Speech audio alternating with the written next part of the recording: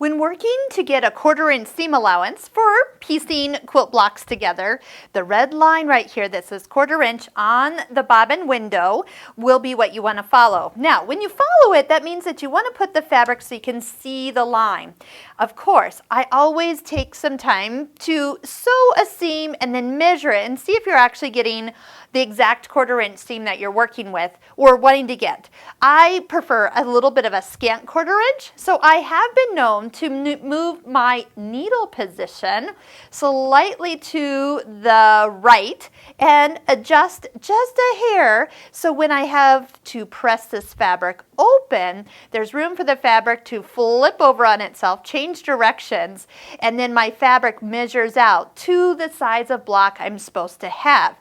A seam allowance that's a little bit exact, meaning it's exactly a 1/4 inch when you measure it, and you're using some thicker thread, that can, and then when you press it open, all of a sudden the final size starts to shrink a little bit. So a scant 1/4 inch is actually good.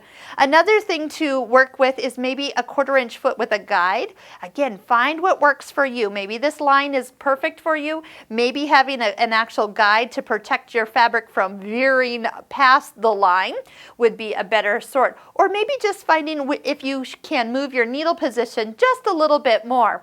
I do like the finer thread, such as like an Aurifil thread. That's a great thread because it's really thin and won't take up a lot of bulk in the actual seam. So just work on practicing and seeing which one works best for you, whether that is a needle position movement, guiding it by the line, using a thinner thread, or a foot with a guide.